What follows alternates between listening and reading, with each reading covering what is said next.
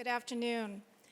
My name is Anne-Marie McLaughlin. I'm the emergency manager at UMass Boston, and it is my distinct honor to be facilitating this afternoon's part of the program.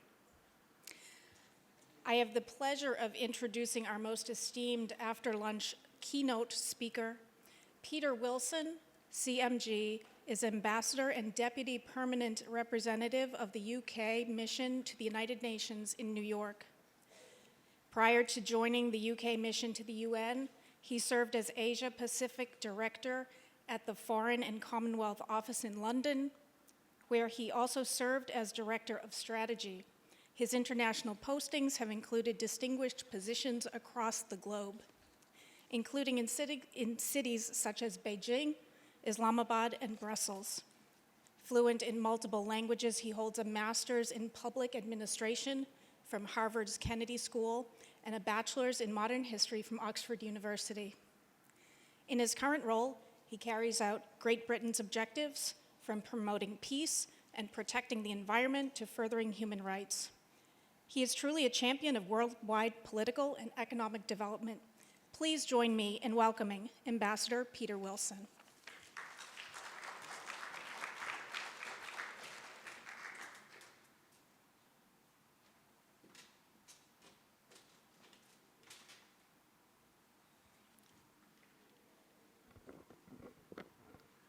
Thank you very much indeed for that kind introduction, and I'm very, very pleased to be with you here this afternoon. I've already learnt from conversations with some of you on the way in here that there are many, many people in this room who have a deep knowledge of development inside Afghanistan. And so what I'm hoping is that I can set out a few political remarks about what the UK is doing in Afghanistan and how this looks from the United Nations, where I'm based, but that we can then have a little bit of a conversation between us. I think a question and answer session is not quite appropriate, but that we can have a conversation between us from which I hope to learn as well. So I hope we can do it that way. What I really wanted to talk to you about this afternoon was, first of all, why we went to Afghanistan in the first place in 2001, because I think it's important to remember why we started, how we did during the last 13 years, how we're doing now as we enter a new phase in our relationship with Afghanistan, and also, and this is really, really important for my country, how this relates to our domestic battle against extremism, because ultimately that is the reason we went to Afghanistan in the first place. So just to recap, we felt as strongly as the United States of America did the attack on the Twin Towers on the 9th of September, the 11th of September 2001. Many, many British nationals died in that attack, and it was followed only a few years later, in 2005, by a horrific attack on the 7th of July, 7/7, in London on our own transportation system, in which over 50 people died. So for us, as for you, this was a visceral emotion, and it was absolutely an issue on which Britain, as well as many, many other countries, stood with the United States and stood with the many, many people in Afghanistan itself who did not want to see this happen ever again and who did not want to see their own territory used for this kind of activity. And I think it's important to remember that, because 13 years later, I think particularly as we look at the rise of extremism in the Middle East, it's very, very easy to forget why we were together and why so many countries joined the NATO coalition in 2001. It was also a critical part of where extremism was coming from in our own societies. The United Kingdom is 60 million people. 1 million people come from Pakistan, have Pakistani origin, and that is a very, very strong community inside our own community.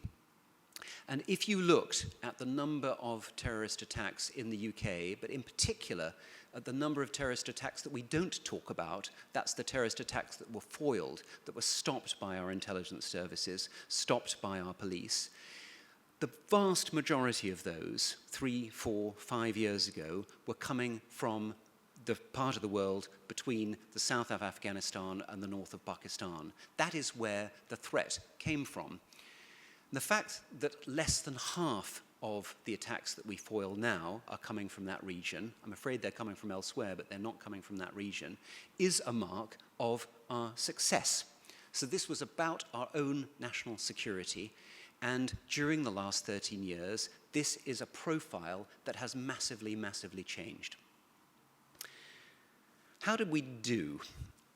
Now, if you look at this from the point of view of a British voter, often the question will be asked, what has happened as a result of the 453 British servicemen who died in Afghanistan over the last 30 years, the hundreds and millions, in fact billions of dollars that we, along with the United States and many other countries, have invested in Afghanistan? What has happened for that?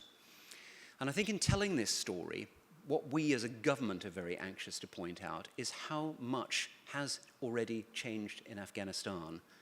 Now, that's not to say that there are not many, many other things that we still need to do. But if you think of what Afghanistan was like in 2001, and you think of what it is like today, things like 60% of Afghan people able now to be within 2 hours of a healthcare facility.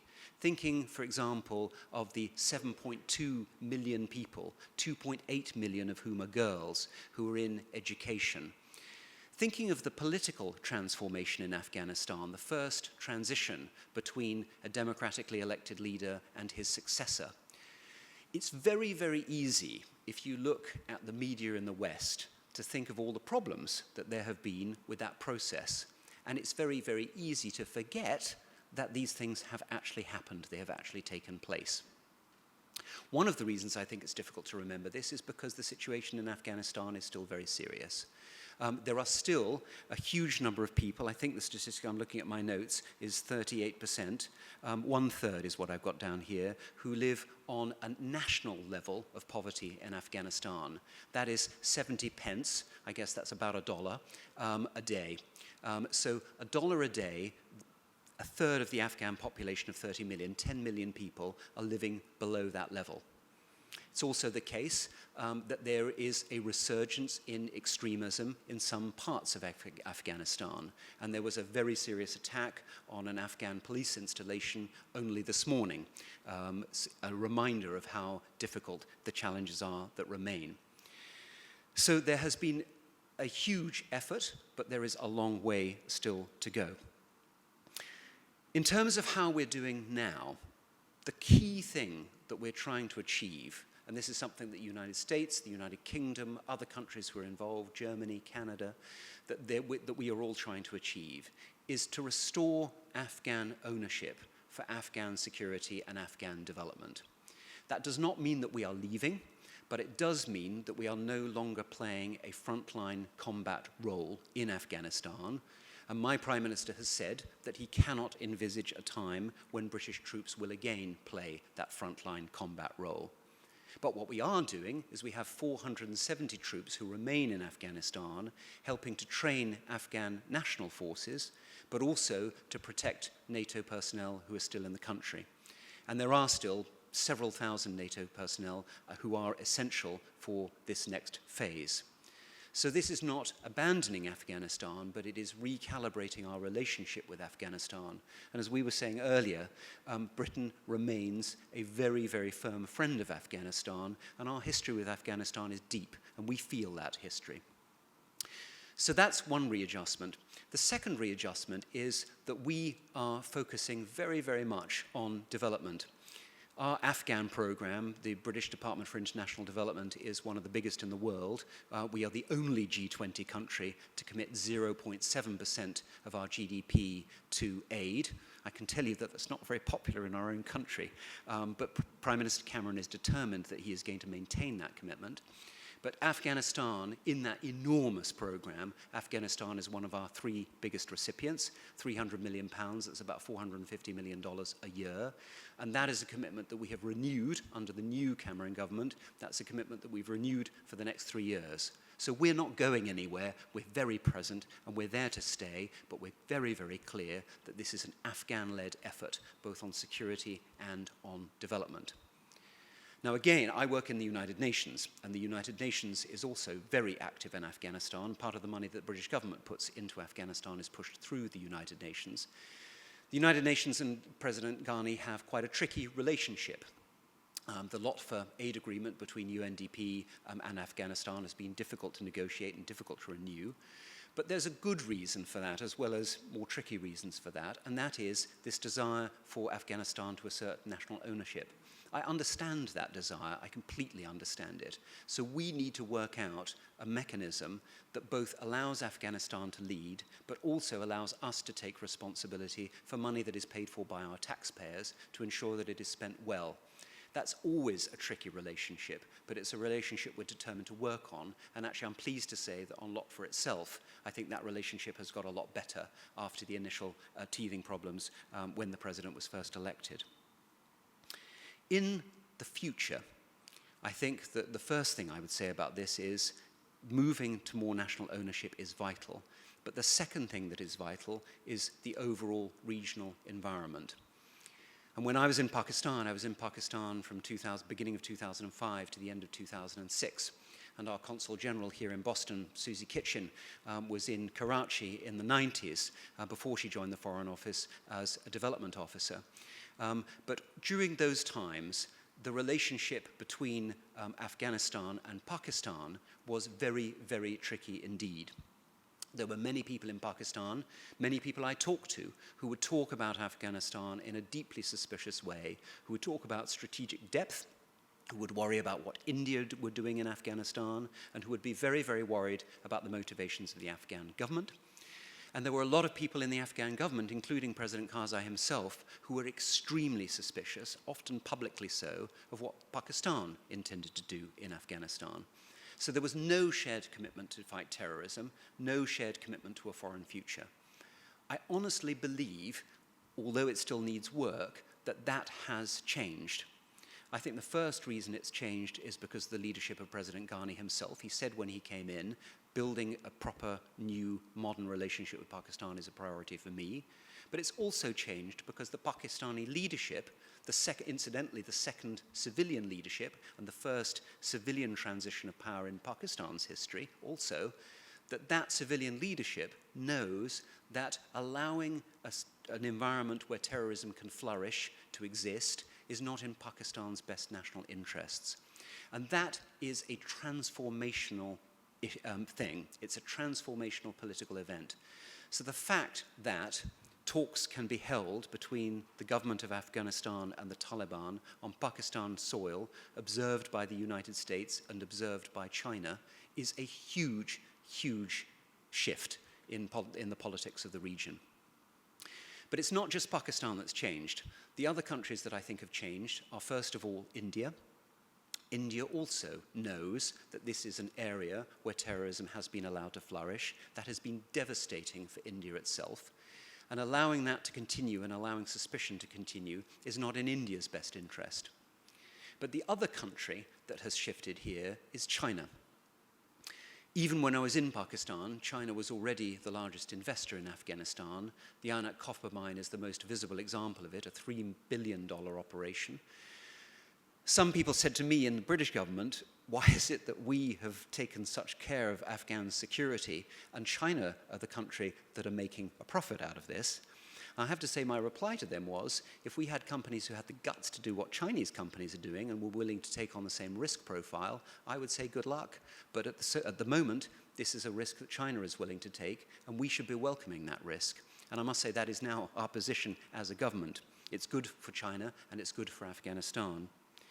And the other country, which is probably the most unknown element of this equation, is Iran.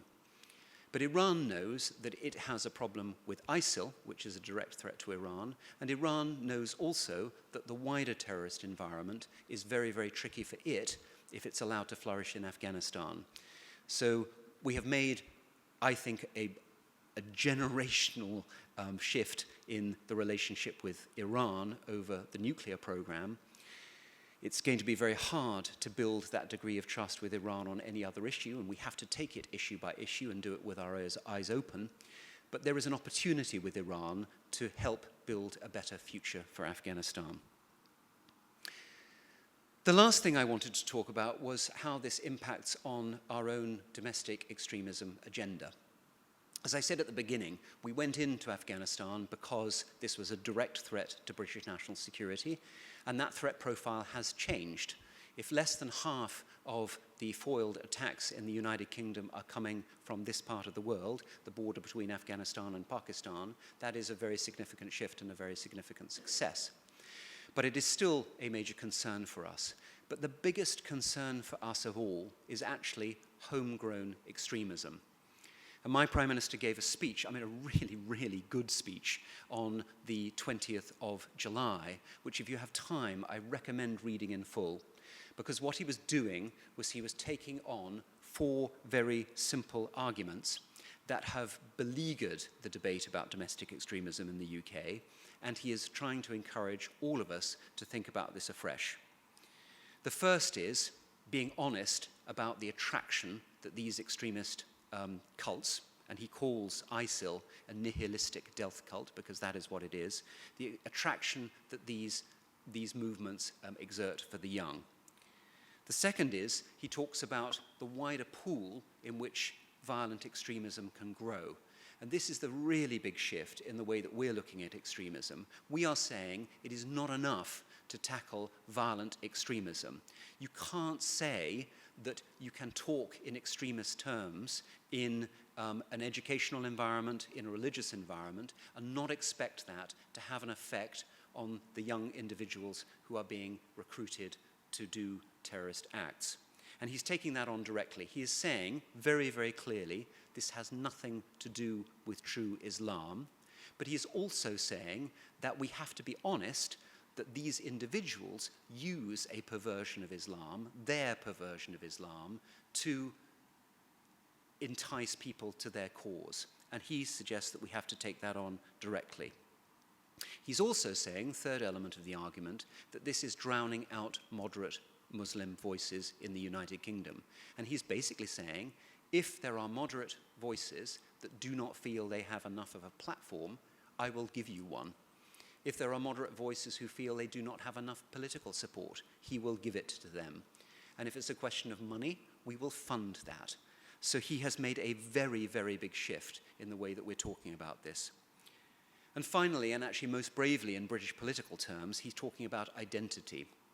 And he is saying there are a group of people in Britain who do not feel that they come from Britain and who do not feel associated with our country.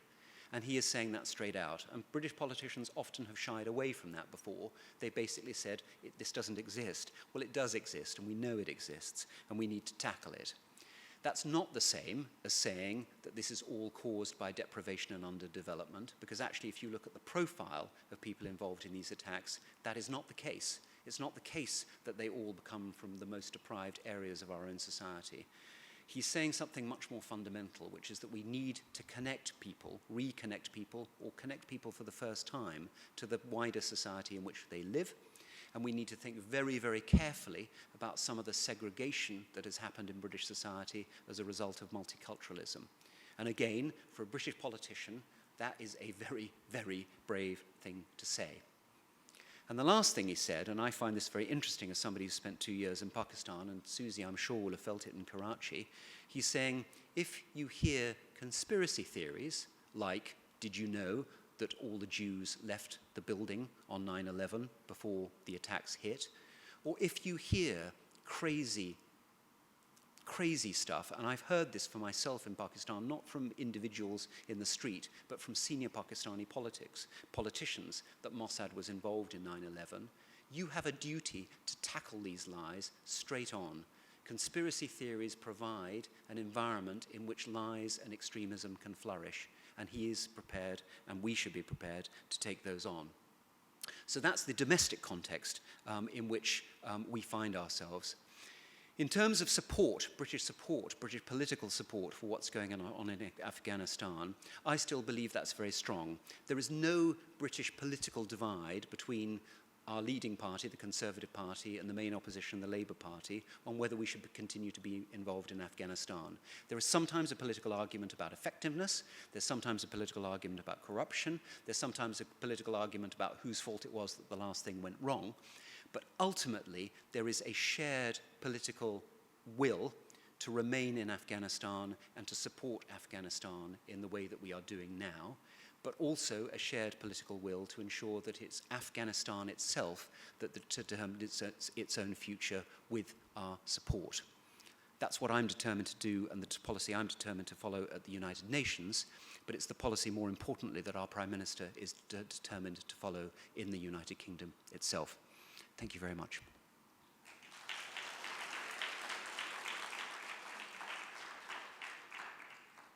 I'm very happy to start the conversation.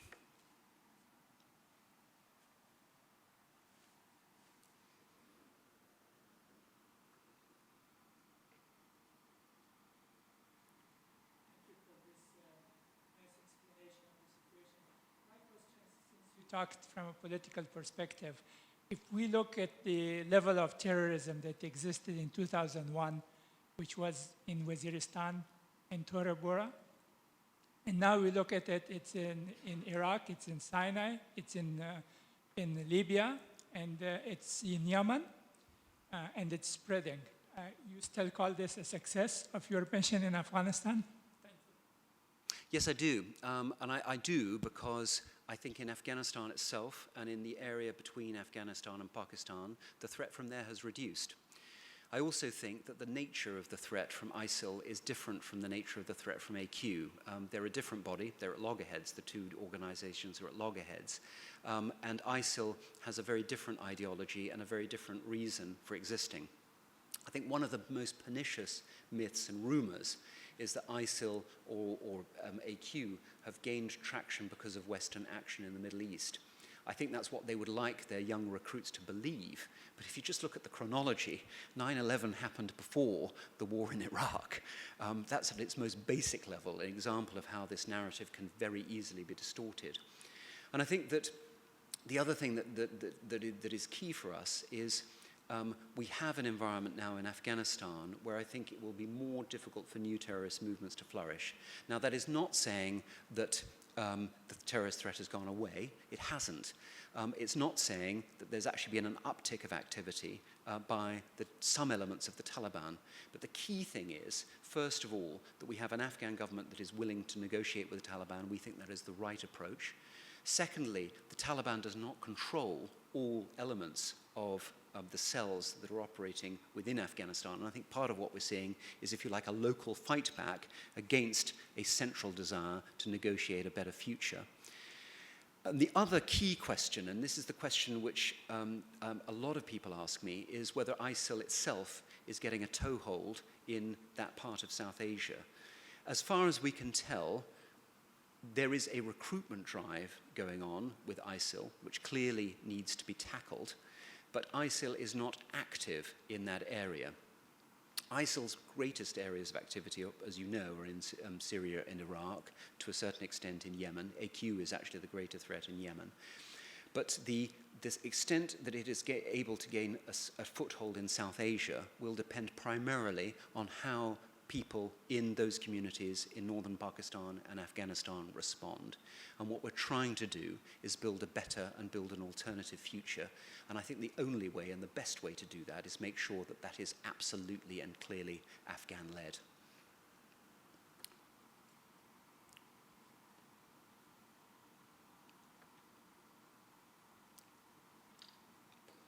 I think you mentioned that there was an attack on a police station in Afghanistan this morning. That's right. I believe it was in Punjab, India. Sorry, where was it?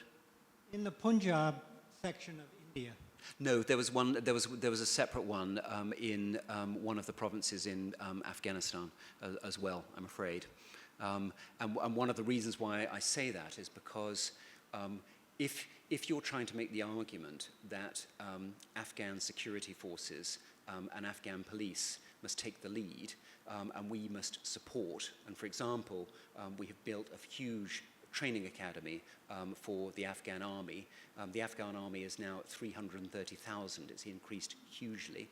It will settle at in the high 200,000s, but it's now at over 300,000. What we want it to do is be up to 360,000, so it's not at full readiness yet. But if you want that to happen, you also have to have confidence that it's going to be able to do its job. The problem with the news cycle is every single time something bad happens, and this is some of the, I mean, this is not the worst news we've had in Afghanistan, but it's the worst news we've had for a little while. Every time that happens, people suddenly think everything's going wrong, we're not training the forces properly, this policy is not working, and if that becomes a cycle in the Afghan media cycle, then people stop wanting to volunteer. And one of the problems we had 3 or 4 years ago was that people just did not want to come and did not want to be a member of these forces. It was dangerous. It is still dangerous.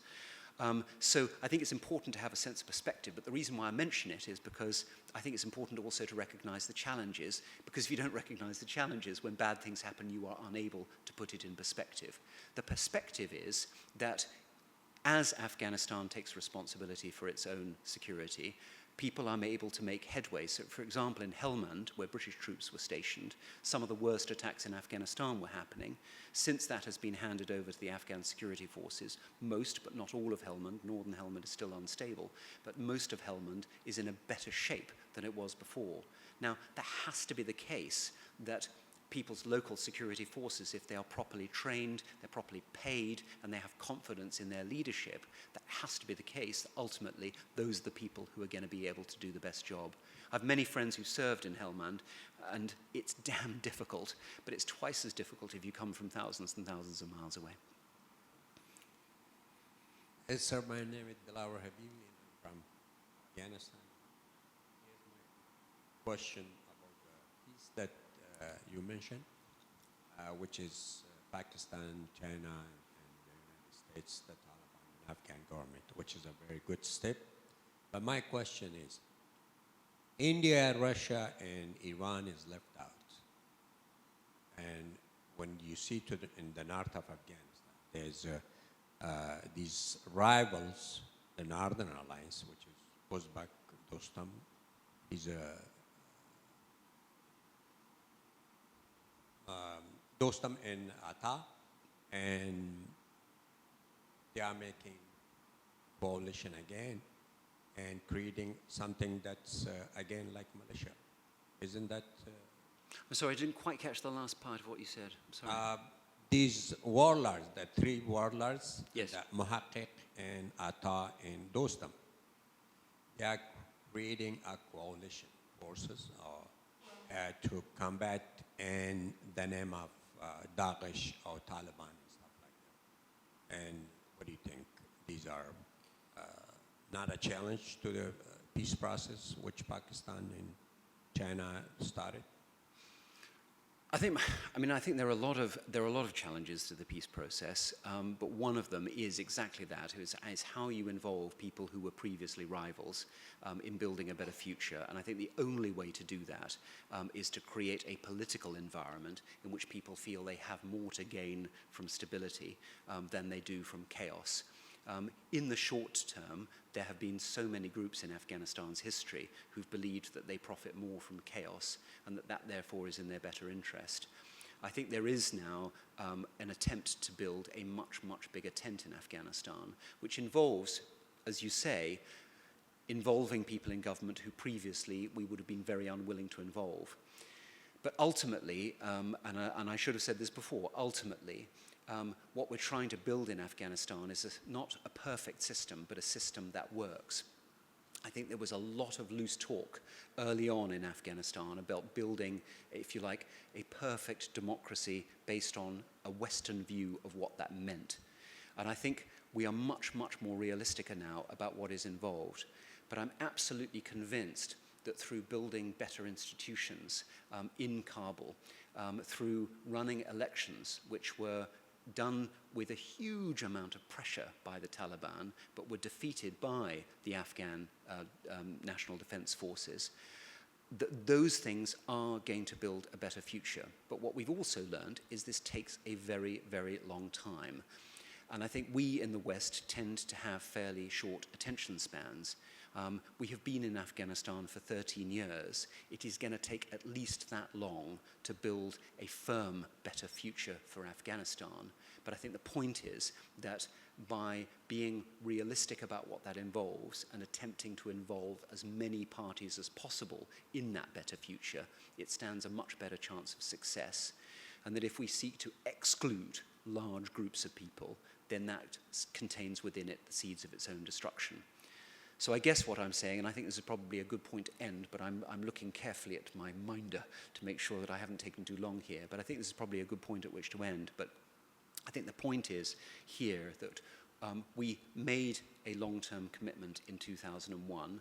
We are now at a critical inflection point in 2015, where it is now very clearly Afghanistan itself that is in the lead, but that we remain with Afghanistan, and that we will be with Afghanistan in order to help Afghanistan build a better future. And we have learnt through bitter experience that we need the patience to stay the course. So I think it's on that note that I should end this and say thank you very much indeed, both for listening, but also for starting what for me has been a very interesting conversation. Thank you very much indeed. Can I take the last question? Sure, one last go ahead. Question. Last one. What's changed?